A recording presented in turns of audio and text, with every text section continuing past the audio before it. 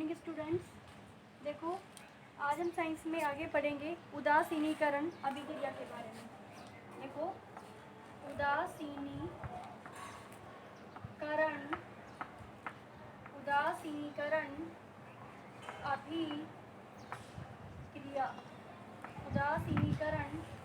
अभिक्रिया। देखो उदासीनीकरण अभिक्रिया क्या होती है? वो अभिक्रिया जिसमें अम्ल और क्षार दोनों की क्रिया से लवण और जल का निर्माण होता है उसे कहते हैं उदासीनीकरण अभिक्रिया। जैसे मान लो HCl तो क्या हो गया, अम्ल हो गया, क्षार हो गया NaOH, इनकी क्रिया से OH और H जल बाहर हो जाएगा और क्या बन जाएगा NaCl तो क्या हो गया, लवण, और ये जल क्या हो गया, बाहर। इसे अपन क्या कहेंगे, उदासीनीकरण अभिक्रिया। आगे देखो अम्ल के रूप में दे सकते हो आप CH3COOH, ये अम्ल हो गया। क्षार के रूप में आ जाएगा, मान लो मैं यहाँ से NaOH ही ले रही हूँ क्षार के रूप में, तो वही H और OH क्या हो जाएगा बाहर, और क्या बन जाएगा CH3COONA, यानी क्या बन जाएगा CH3COONA प्लस H2O। इसका नाम है सोडियम एसीटेट। ये सोडियम एसीटेट है, ये क्या हो जाएगा सोडियम क्लोराइड। इसके अलावा आप ले सकते हो अम्ल के रूप में HCl और क्षार के रूप में मान लो एग्जांपल ले रहे हैं हम NH4OH। ये तो क्या हो जाएगा प्रबल अम्ल हो जाएगा और ये क्या हो जाएगा दुर्बल क्षार।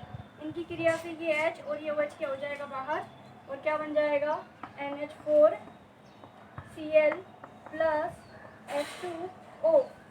तो ये क्या हो जाएगा अमोनियम क्लोराइड। याद रखना अम्ल और क्षार की क्रिया से क्या बन जाएगा लवण और जल। यहाँ ये अम्ल है, ये क्षार है, तो लवण और जल।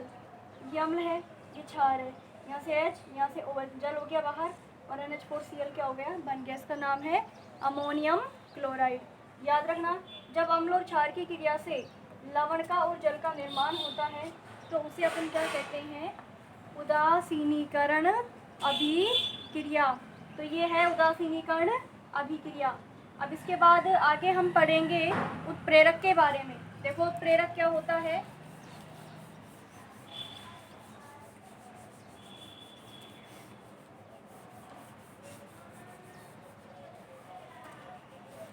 देखो आगे उत्प्रेरक है। उत्प्रेरक क्या होता है,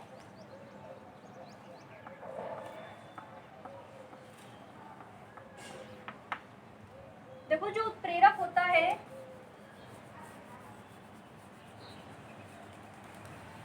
उत्प्रेरक वह रासायनिक पदार्थ है जो किसी अभिक्रिया में क्या करता है, स्वयं भाग तो लेता है लेकिन जिस प्रकार भाग लेता है वैसे ही वो बाहर निकल जाता है और वो जल्दी से अभिक्रिया को क्या करवा देता है, संपन्न करवा लेता है।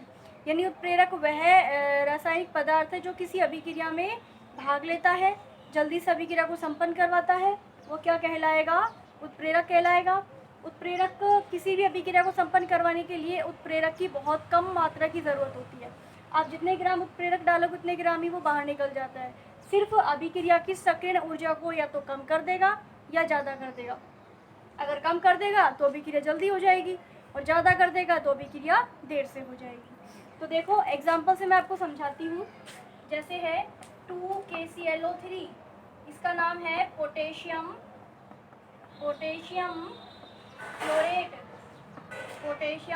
क्लोरेट है। आप इसमें MnO2 डालोगे और गर्म करोगे तो क्या बनेगा 2KCl प्लस 3O2। याद रखना पोटेशियम क्लोरेट है, मैग्नीज ऑक्साइड डाल रहे हो 2KCl और क्या बनेगा 3O2। अगर आप इसके अंदर MnO2 डाल रहे हो तो ये अभिक्रिया क्या हो जाएगी, जल्दी हो जाएगी, स्पीडली हो जाएगी। तो 2KClO3 है, MnO2 के साथ में 2KCl प्लस 3O2। अगर मैं इसमें MnO2 नहीं डालूंगी तो अभिक्रिया होने में क्या लगेगा, समय लगेगा। अगर आप इसमें MnO2 डाल रहे हो तो ये अभिक्रिया क्या हो जाएगी, स्पीडली हो जाएगी। याद रखना ये क्या हो जाएगी, आपकी अभिक्रिया हो जाएगी।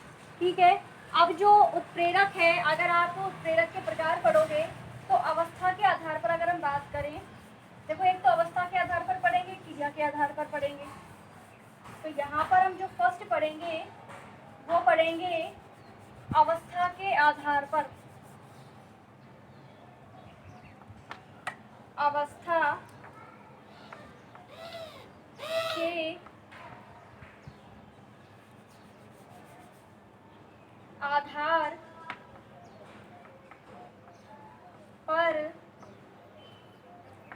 उत्प्रेरक अवस्था के आधार पर उत्प्रेरक। देखो अवस्था के आधार पर दो होंगे, एक तो होगा समांगी उत्प्रेरण, एक होता है विषमांगी उत्प्रेरण। पहला हम पढ़ेंगे समांगी उत्प्रेरण। देखो समांगी उत्प्रेरण क्या होता है? वह उत्प्रेरण जिसमें अभिकारक, उत्पाद और उत्प्रेरक तीनों की भौतिक अवस्था क्या हो? समान। भौतिक अवस्था का मतलब है या तो वो तीनों क्या हो? ठोस, या तीनों क्या हो? द्रव, या तीनों क्या हो? गैसीय रूप में।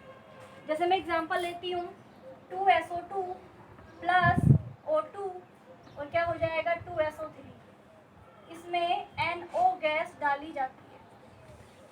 यहाँ पे जो SO2 है ये भी गैस है, ऑक्सीजन भी गैस है, SO3 भी गैस है। तो याद रखना ये क्रियाकारक है, ये उत्पाद है और ये क्या है? उत्प्रेरक।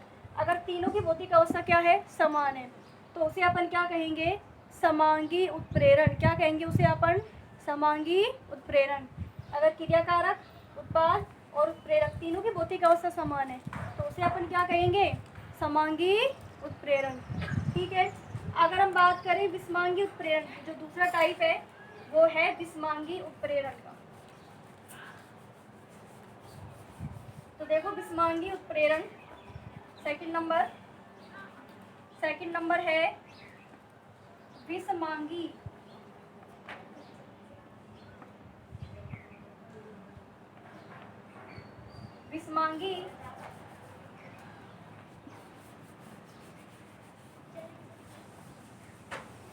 देखो विषमांगी जो उत्प्रेरण है, विषमांगी उत्प्रेरण की अगर हम प्रकार की बात करें तो ऐसा उत्प्रेरण जिसमें क्या हो? क्रियाकारक, उत्पाद और उत्प्रेरक तीनों की भौतिक अवस्था क्या हो? अलग अलग हो, तो उसे अपन क्या कहेंगे?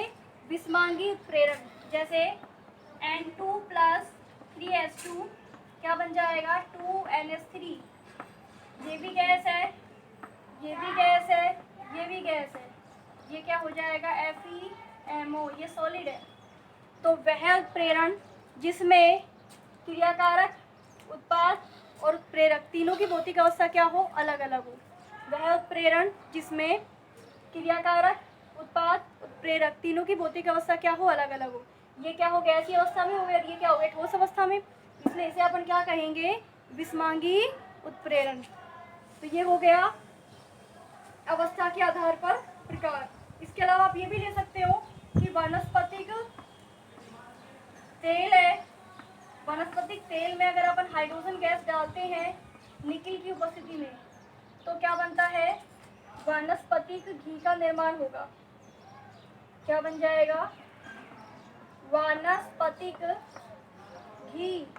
वनस्पतिक घी। याद रखना तेल क्या हो गया? लिक्विड, H2 गैस हो गई, घी भी क्या हो जाएगा? आपका सॉलिड या लिक्विड स्टेट में। याद रखना ये तेल है, लिक्विड है, ये गैस है और ये घी बन जाएगा सॉलिड। लिक्विड कैटलिस्ट क्या है? सॉलिड है। याद रखना इसे अपन क्या कहेंगे? विषमांगी उत्प्रेरण। ये तो हो गया आपकी अवस्था के आधार पर, ये तो हो जाएगा अवस्था के आधार पर। अब अपन आगे बात करेंगे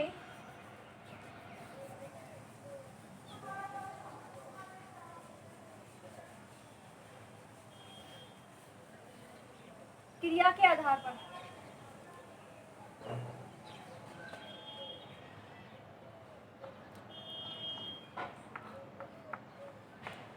आगे अपन बात करेंगे क्रिया के आधार पर उत्प्रेरण। देखो क्रिया के आधार पर बात करें तो हम पहला जो बात करेंगे क्रिया के आधार पर, देखो एक तो है धनात्मक उत्प्रेरक। पहला है धनात्मक उत्प्रेरक। वो उत्प्रेरक जो अभिक्रिया की सक्रियण ऊर्जा को क्या कर देता है? कम कर देता है। अगर अभिक्रिया की सक्रियण ऊर्जा कम हो गई तो ज़्यादा से ज़्यादा अभिकारक अभिक्रिया भाग लेंगे और जल्दी ही किसका निर्माण कर लेंगे? उत्पाद का निर्माण कर लेंगे। जैसे एग्जाम्पल वही अपन कॉमन ले लेंगे 2SO2 प्लस O2 क्या बन जाएगा? 2SO3। गैसीय अवस्था में है, अभिकारक उत्पाद और उत्प्रेरक भी क्या है? NO गैसीय अवस्था में। याद रखना ये धनात्मक उत्प्रेरक का एग्जाम्पल भी है और किसका एग्जाम्पल है? ये हमने किसका एग्जाम्पल पढ़ा था? इसके अलावा ये तीनों से समान है तो समांगी भी हो गया, तो धनात्मक और समांगी दोनों का एग्जाम्पल है। दूसरा है विषमांगी उत्प्रेरक। दूसरा है विषमांगी नहीं, ऋणात्मक होगा, ऋणात्मक उत्प्रेरक। ये तो धनात्मक हो गई, ये ऋणात्मक। नाम से पता लग रहा है, ऋणात्मक उत्प्रेरक वो होगा जो अभिक्रिया की सक्रिय ऊर्जा को बढ़ा देगा। अगर अभिक्रिया की सक्रिय ऊर्जा बढ़ गई तो ज़्यादा से ज़्यादा रिएक्टेंट इसमें काम में आएंगे, और रिएक्टेंट काम में आएंगे तो क्या चीज़ कम हो जाएगी, यानी रिएक्टेंट काम में तो आएंगे लेकिन वो समय लेंगे। इसमें क्या होगा कि अभिक्रिया की सक्रिय ऊर्जा को ही बढ़ा देगा।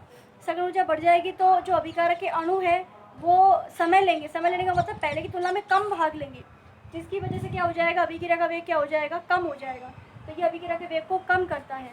अगर एग्जाम्पल ले, जैसे H2O2 है, 2H2O2 तो बन जाएगा 2H2O प्लस O2। इसमें मैं डालती हूँ ग्लिसरॉल। ग्लिसरॉल क्या करता है, सक्रिय ऊर्जा के मान को, ग्लिसरॉल क्या करता है, सक्रिय ऊर्जा के मान को पहले से क्या कर देगा, बढ़ा देगा। अगर आप इस अभिक्रिया में ग्लिसरॉल डाल रहे हैं तो ये लिक्विड हो गया, ये लिक्विड है, ये गैस है। विषमम्मी का एग्जाम्पल भी दे सकते हो, लेकिन ये ध्यान रखना इसमें आप कि यहाँ पर जो अगर अपन लिक्विड स्टेट में लेंगे ऑक्सीजन को तो समांगी का एग्जाम्पल भी बन सकता है, लेकिन वहाँ पे कैटलिस्ट चेंज हो जाएगा। ग्लिसरॉल अगर अपन डालेंगे तो ग्लिसरॉल क्या करेगा कि सक्रिय ऊर्जा की मान को क्या कर देगा, बढ़ा देगा, जिससे अभिक्रिया का वेग क्या हो जाएगा, कम हो जाएगा। तो ये आ जाएगा ऋणात्मक का एग्जाम्पल। इसके अलावा अपन ले सकते हैं, जैसे क्लोरोफॉर्म है CH3। अगर मैं इसमें O2 डालती हूँ तो बनेगा 2COCl2 प्लस में क्या बनेगा, 2HCl। तो ध्यान रखना इसको आप।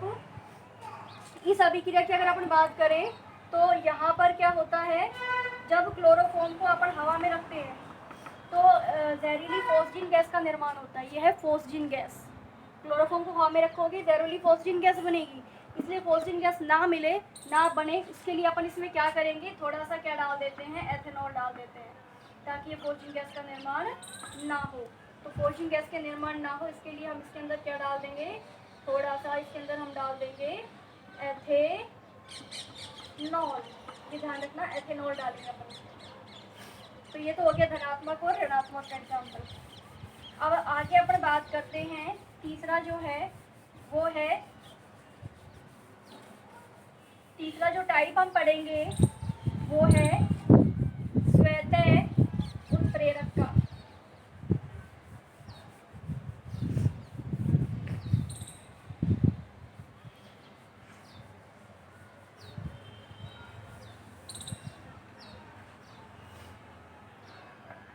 स्वतः उत्प्रेरक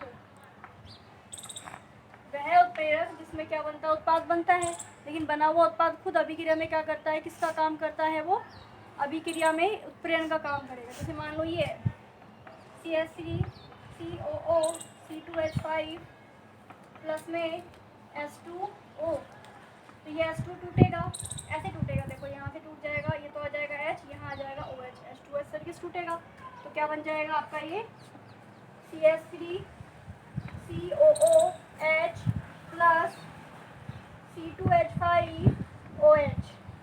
देखो इस अभिक्रिया को, ये अभिक्रिया अम्ल की उपस्थिति में होती है। इस अभिक्रिया में ये अम्ल बनता है एसिटिक अम्ल और एक बनता है एथेनॉल। बना हुआ एसिटिक अम्ल इस अभिक्रिया में उत्प्रेरक का काम करेगा। जितना एसिटिक अम्ल बनेगा वो क्या काम करेगा, उत्प्रेरक का। फिर दोबारा एसिटिक अम्ल काम में आएगा, मतलब एसिटिक अम्ल बना और फिर क्या काम करेगा, ये उत्प्रेरक का काम करेगा। तो जो उत्पाद बन रहा है वो खुद ही उत्प्रेरक का काम करेगा। तो इसलिए इस अभिक्रिया को क्या कहेंगे, स्वतः उत्प्रेरक। और यहाँ पर स्वतः उत्प्रेरक क्या हो जाएगा, ये जो एसिटिक अम्ल बन रहा है, ये बना वो जो उत्पाद है वो खुद ही एक उत्प्रेरक का काम करेगा। तो इसका नाम हो जाएगा CH3 CO C2H5, इसका नाम हो जाएगा एथिल एसीटेट। एथिल एसीटेट है, जल है, अम्ल है, एसिटिक अम्ल और एथेनॉल। ठीक है, अब आगे की बात करो।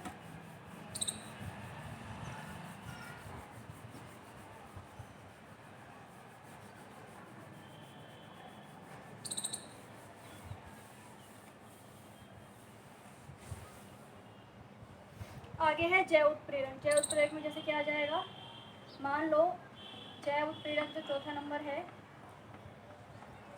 जैव उत्प्रेरक जैव उत्प्रेरक अगर हम बात करें एग्जाम्पल में, जैसे माल्टोज है, माल्टोस में अगर अपन डालते हैं माल्टेज, क्या डालते हैं माल्टेज, तो क्या बन जाएगा ग्लूकोज। माल्टोज में अगर माल्टेज डालते हैं तो क्या बन जाएगा ग्लूकोज।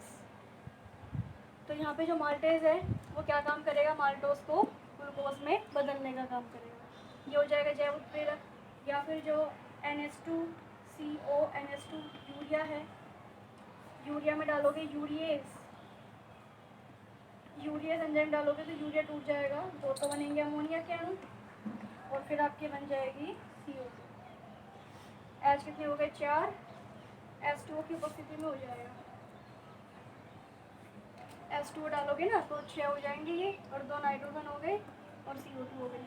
तो जो यूरिया है, यूरिया को यूरिया एंजाइम तोड़ देगा अमोनिया और CO2 में। तो ये थे जैव उत्प्रेरक जो शरीर के अंदर काम करते हैं। जैसे स्टार्च को एमाइलेज या टॉयलिन जो होता है वो कन्वर्ट कर देता है, किसके अंदर कन्वर्ट कर देगा, स्टार्च को ग्लूकोज के अंदर कन्वर्ट कर देगा, है ना। या फिर इसमें अपन वो भी कर सकते हैं कि स्टार्च को जैसे टॉयलिन या एमाइलेज कन्वर्ट कर देगा किसके अंदर, ग्लूकोज के अंदर। माल्टोज को इसके अंदर, सुक्रोज जो है, सुक्रोज में डालोगे आप इन्वर्टेज एंजाइम तो क्या बन जाएगा ग्लूकोज और फ्रक्टोज। तो बहुत सारे ऐसे जैव उत्प्रेरक है जो हमारे शरीर के अंदर बनते हैं। आज के लिए इतना ही, थैंक यू।